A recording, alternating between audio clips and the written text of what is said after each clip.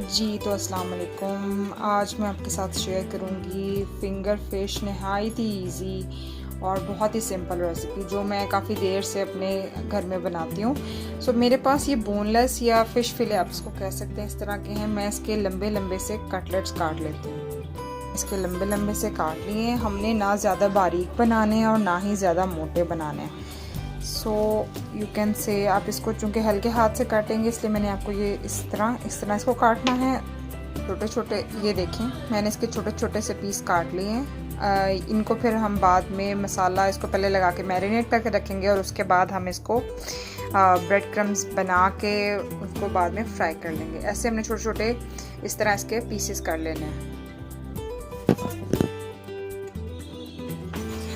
अब ये फ़िश के कटलेट से हमारे पास आ गए हैं। इसको मैरिनेट करने का तरीका इंतहाई आसान है, बहुत ही इजी रेसिपी, हर घर में मौजूद होती है। सबसे पहले मैं इसमें ऐड कर रही हूँ सॉल्ट, जो कि आपने अपने जायके के हिसाब से डाल लेना है। मेरी फ़िश के हिसाब से तकरीबन ये 1 टीस्पून बन रहा है, तो मैं इसमें ऐड कर रही हूँ सबसे पहले सॉल्ट।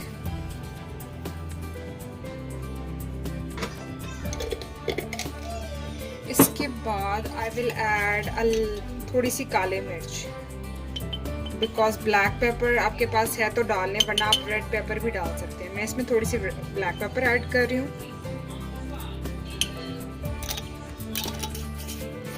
देन इसमें मैं थोड़ी सी रेड पेपर ऐड करूँगी। सुरख मिर्च या लाल मिर्च जो भी आप यूज़ करते हैं अपने जायके के हिसाब से।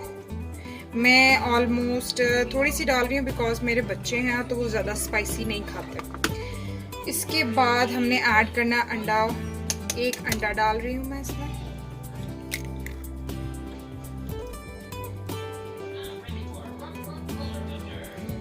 फिश की जो एक स्पेसिफिक स्मेल होती है उसको ख़त्म करने के लिए सिरका, सफ़ेद सिरका या विनेगर बहुत अच्छा होता है। तो वैसे भी उसके फ़ायदे भी हैं, तो मैं ऑलमोस्ट 1 टेबल स्पून ऐड करी। ज़्यादा नहीं डालना बिकॉज फिर खट्टा हो जाएगा। बहुत थोड़ा सा विनेगर ऐड किया मैंने। और अब मैं इसमें ऐड करूँगी ऑलमोस्ट 2 टेबल स्पून मैदा। अम्मियाँ जो दादियाँ अम्मियाँ थी हमारी, वो भी आपको पता है कि मछली की स्मेल को ख़त्म करने के लिए, एक तो स्मेल को ख़त्म करने के लिए, दूसरा इस पर थोड़ी सी कोटिंग हो जाती है मैदे। अब हम इन सब चीज़ों को अच्छी तरह मिक्स कर लेंगे और तकरीबन इसको आधे घंटे के लिए रख देंगे। उसके बाद हम इसको कोटिंग वगैरह करेंगे। आप इसको बेक भी कर सकते हैं और इसके बाद इसको फ्राई भी कर सकते हैं, जैसे भी आपको हेल्दी सूट करे। ये देखिए, मैंने इसको मिक्स करके अच्छी तरह, ये अब अच्छी तरह मिक्स हो जाएगा इसके अंदर। अब इसको आधे घंटे के लिए भी रख सकते हैं, अब इसको ओवरनाइट भी रख सकते हैं, लेकिन ज़्यादा ओवरनाइट की ज़रूरत नहीं है। इसको 3 ज़्यादा मैक्सिमम आप 1 से 2 घंटे बाद इसको लगा रहने दें और उसके बाद आप इसको इस्तेमाल कर सकते हैं। फिर इसको एज इट इज़ इनको बेक भी कर सकते हैं आप। ये देखिए, इन बोटियों को अच्छी तरह मैरिनेशन होगी, अच्छी तरह लग गया इनके ऊपर मसाला। So let's wait for it, ताकि ये अच्छी तरह इसके अंदर अब्जॉर्ब हो जाए मसाला, और उसके बाद हम इसको ब्रेड क्रम्स की कोटिंग करके फ्राई करेंगे इंशाल्लाह।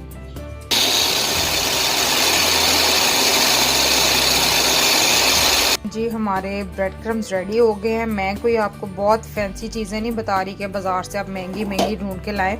हमारे पास वो बस उसको जो भी आपके पास घर में ब्रेड मौजूद है उसको चॉपर में डाल लें और ये आपके ब्रेड क्रम्स रेडी हो जाएंगे।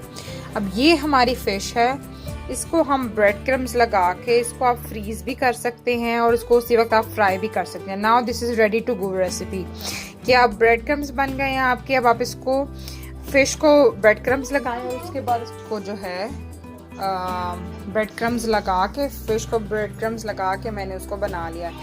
अब मैं इनको बस फ्राई करूँगी और ये विंटर की स्पेशल रेसिपी है जी। आप घर में ज़रूर ट्राई करें और मुझे बताएं कैसी बनी आपकी। बहुत सिंपल, बहुत इजी, ज़रूर ट्राई करें। बच्चों को दें, स्नैक के तौर पे दें।